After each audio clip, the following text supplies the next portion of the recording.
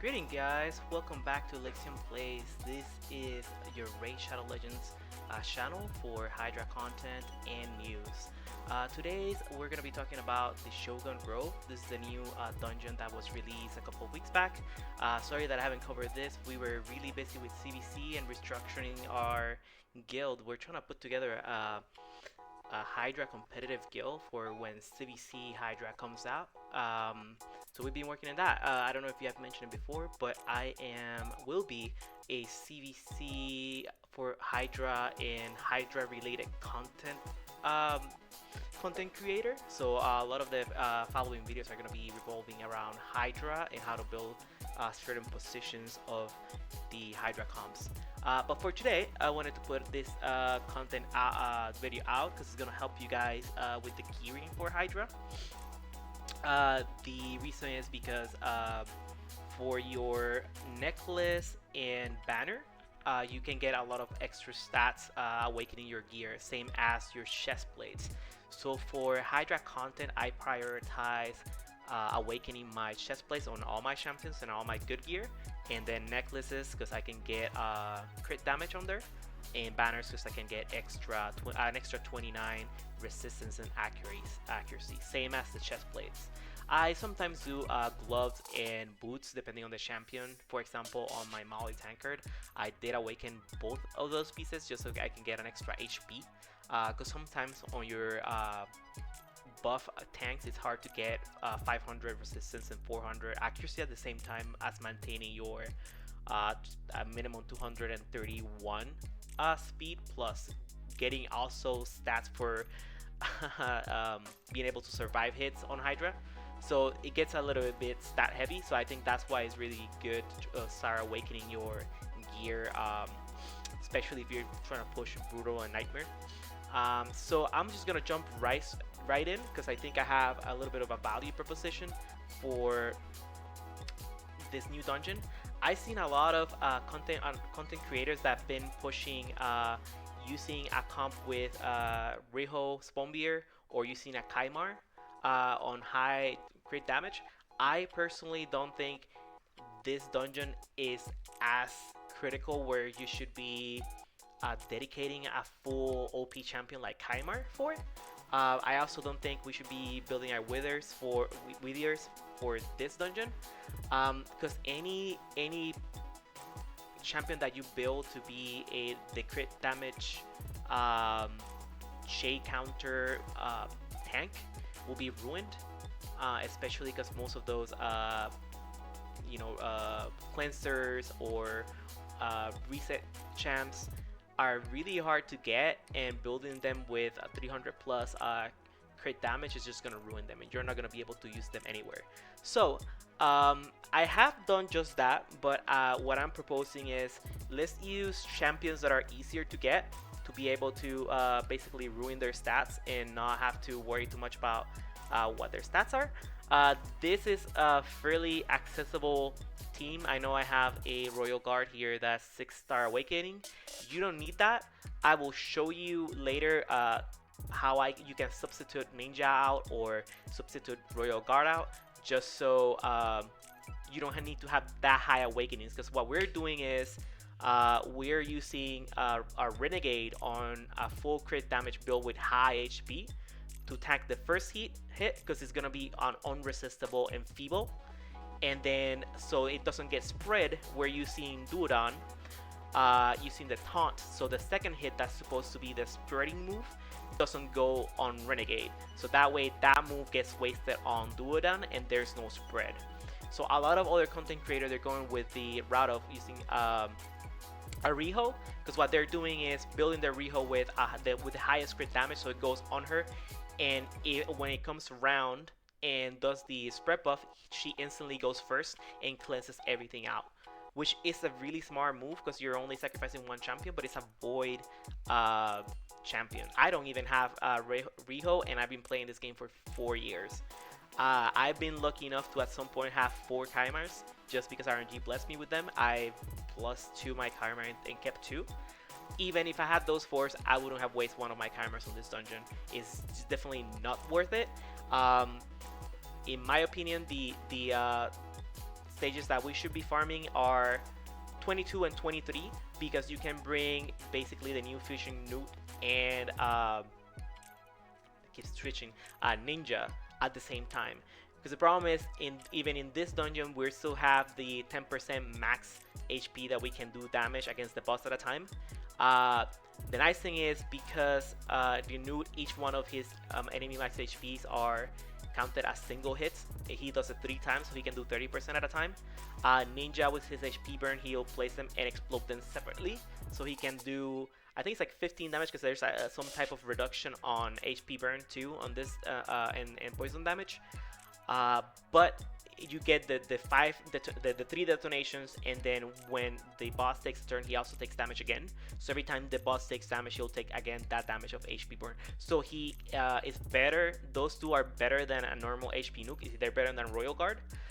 Because Royal Guard would only be able to do max 10% damage at a time. In this comp specifically, he's here just to reduce the shake counter. And obviously do his 10%, but it's not as necessary, and I'll show you guys how to mitigate that if you don't have high awakenings. The other important thing is the runs get a little bit spicy if Renegade dies. So if you need to run Duodan at the front, that'll help the rest of your team stay alive. I'm running Gnu at the front just because I don't want to rebuild any of these other champions. So I'm giving them extra accuracy, especially my ninja. So ninja is built for the other Sand Devil Necropolis. So I built him specifically for there on a region set, but he still is usable on other places just because it's HP burn. Renegade is ruined. I'm not going to be able to use Renegade anywhere else, and Duodan is just a super simple build. I'll show you guys the stats at the end. They're fairly high on my Gnu and Ninja and Royal Guard because I use them for Hydra, but I think 220 should be enough, and I'll show you a couple of other teams that you can substitute Ninja out of in Royal Guard with decreased defense and stuff, so you can lower your stats even further. This one here, right here, is really good on 22. It can even do 23. But because Duodan is the opposite affinity of the 23, which would be his opposite affinity, what would happen is because he puts a counter attack on himself, he might counter attack enough times to raise the shake counter higher enough, and when he weak hits, he'll raise that counter up. And because my awakenings are not high enough on Duodan, it'll make it so I don't do enough. My HP burns don't do damage anymore because of the passive of the boss. And I'll show you guys that real quick. I don't want to go through all this. You guys can read this by yourself. I just want to show you the key pieces that we're countering. The first part is this third skill, so third from top to bottom, force of spears, attacks the enemy with the highest crit damage. This is what we're gonna basically bait against our Renegade. We'll prioritize attacking the enemies under, will not prioritize the enemies not under Stone Skin buff. So before there was a bug where he would only prioritize them, now he's ignoring them completely. Before attacking, places a block passive skill on everyone. So this will turn off any passive ability, which is really annoying. The debuff cannot be removed, resisted, or blocked. This is why it ruins your champion, because you can't even build enough resistance to pick someone and have it resist that first enfeeble. After attacking, places the enfeeble debuff on the target enemy for 3 turns. Debuffs cannot be removed, resisted, or blocked. So it's a protective buff. Then the problem is the boss is so fast that he's gonna loop around you, and then he'll do this move, which is the spreading ability. It says attacks one enemy, will prioritize attacks and enemies under enfeeble, which he already placed over here, which is going to be a protected one, so you're not going to be able to cleanse it.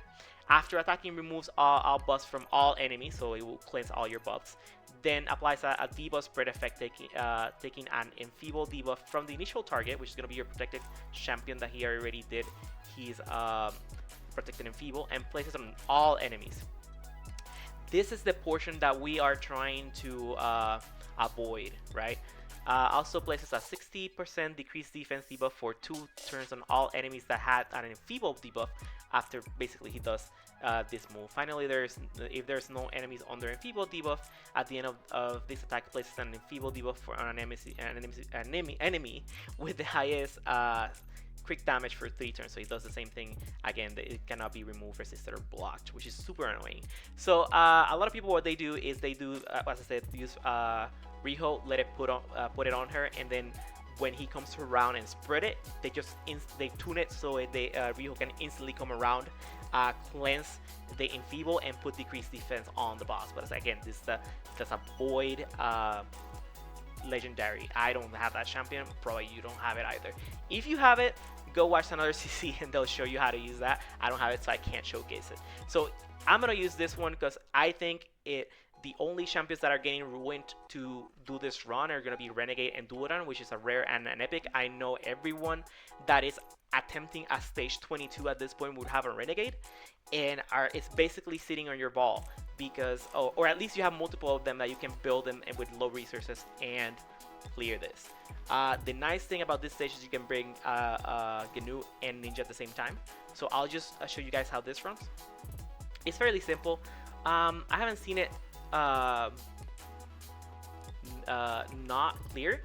The only reason why this wouldn't clear is because your Renegade is too weak and dies instantly, and that is not really very good because you'll raise the counter really quickly. So right there, you guys see how fast this is, and Royal Guard is not even doing that much for the enfeeble tanking. He's just there for just as a safeguard if something happens, like right there where she died, and see how fast that shake counter went up. So and again, I'll run this again, and I just wanted to show you how fast it is. It clears as fast as 22 seconds. So this is incredibly fast for not having any of those OP. It doesn't have a Cardial, it doesn't have a Rhino, it doesn't have your Chimeras in there. So just for being rares and champions that you have gotten before. And by the way, Duodan is replaceable by anyone with Enfeeble. Actually, Rulrak from the same faction is even better than him because he could be doing 23 because he doesn't have that affinity issue. And actually, I'm going to jump into the next one to see if we get a clear. It doesn't fail too many times. I would say on 23 is maybe like 90%. I just don't like wasting my energy. So hopefully I can show you guys a version of this where it doesn't fail. Hopefully it doesn't. So I'll let you guys watch this one. So right there, he got hit, so he counters and he wick hit right there. So because he wick hit right there, every time he hits, if we would have wick hit twice, then that means that my my shake counter would have gone up so much that maybe my ninja wouldn't be able to do damage. But right there we clear in 24 seconds, so it's really good. So if you do the same with Rulrak doesn't have, he doesn't counter. So that's a plus on his favor, and also he's positive affinity, or at least a neutral affinity against this stage. So you could be doing 23 if you have Rulrak, or if you have the new champion that was part of the GNU fusion. Because the other one, he also places it and doesn't put a counter attack on himself. So that way you're not gonna have that issue with Wodan countering, or your champion countering and then weak hitting, because you're gonna get hit a lot, and that's the problem on that stage. But that, again, clear in 22 seconds, 24 seconds. That is not bad at all. Now let me show you a version. I have two other comps that you can run on this, which are really good. I like this version a lot because it uses another Hydra champion that I have. He's fairly built an intensive build for Hydra. He's just there to put the decreased attack, decrease defense, and also bring a hex too, and that when you put that hex, it also put a decreased attack, so it gives you a little bit coverage, especially because he brings his a 30% defense up for your whole team. You can also use Duodan as your lead, and I'll show you guys that later on the other team that doesn't include Ninja. But this one is fairly similar. The nice thing is in this one you're bringing 3 legendary champions, so you can do a mix of Brimstone and Life Harvest, so that that way at the end you can get an execute. So this one's a pretty neat one too. It doesn't have, as you guys can see, the champion that I substitute, Royal Guard, only has a 2 awakening. Right there we got killed, which is not super great, but I think we'll be fine. Yeah, right there. So yeah, 25 seconds, and right there we didn't have a 6 awakening Royal Guard. We do have 3 Awakening Ninja, but hey, we are gonna have to make some compromises. At some point, I think at a minimum you need maybe 2 champions or 3 champions with 2 stars Awakening, just so whenever your Duodan counters, if for some reason he's negative affinity, like on 23, he lowers that counter a little bit, and if Renegade doesn't die, and when Renegade dies, actually, the shade counter goes up pretty quickly.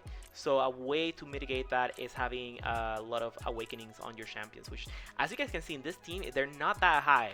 This is fairly achievable. I have not rolled any of these. I have literally bought all these from the bazaar at some point or another. I think the only one that I got was Ninja, but he's not even that high. My Ganute, if he was 3 Awakening, this would be a lot faster too.